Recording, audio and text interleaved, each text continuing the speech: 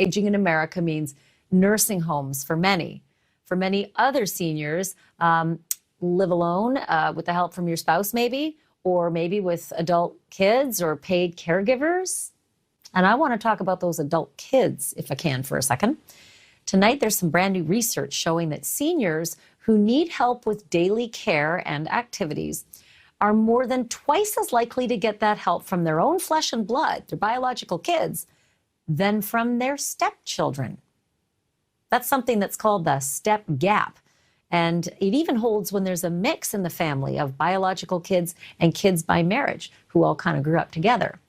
And here's the sad part. About half of aging parents in both of those groups say that they've got needs that nobody is meeting, either biological or step. I want to get some insights on all of this from two people who know all about this trend. Sarah Patterson is the University of Michigan researcher who spearheaded the study. John Duffy is a clinical psychologist and also a parenting expert. Sarah, I'm going to put some numbers up on the screen. Really surprising.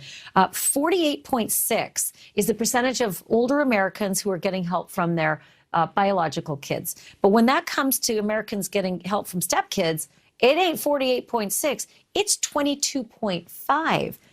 I don't want to think that the stepkids don't love their, step parents, but it kind of looks that way in the numbers.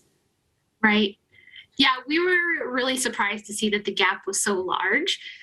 We know that older adults today are much more likely to be in step families than they were in previous generations. And so our question really was, because there's more of these step families, are older adults in those step families receiving care from their children, whether they be biological or step? And then do they have unmet care needs that might result because they're not getting care from those children? And what we found is quite striking in terms of the step gap being twice as big, but also it's a little bit surprising that unmet care needs weren't very different between the two groups, which we take to mean that unmet needs are really high among American older adults and that there are more services and adaptations that are needed for them. Dr. Duffy, there's also a notion that there's a preferred kind of care, that a senior has one particular family member that they would prefer getting the care from, and it is their spouse. Well, everybody knows that's not going to last forever.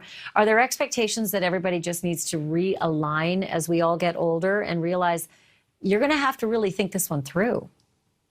Absolutely, especially with an aging population, Ashleigh.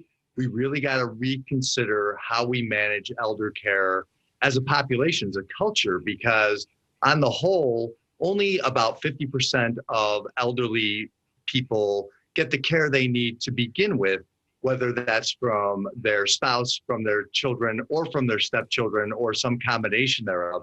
And as people grow older, and there are more step families out there, I think we need to kind of reconfigure how we look at making sure they get their care, and to have that one preferred person take care of you can easily lead to, and I see this all the time in practice, to burnout, to depression, to anxiety, to loneliness for the caretaker themselves. It's so upsetting to think of that, because I kind of look at step families as not only the norm, but having been the norm for quite some time. So I'm distressed, Sarah, about the study. But thank you for bringing it to light, and thank you for being here. And Dr. Patterson, thank you as well. Really appreciate Dr. Duffy, I should say, not Dr. Patterson. Sarah Patterson and Dr. Duffy, thank you both for being here. Clearly, I'm getting older, and names are tricky. Thanks, guys. Thank you for watching. Click the red subscribe button below so you can get more of NewsNation's fact-driven, unbiased coverage.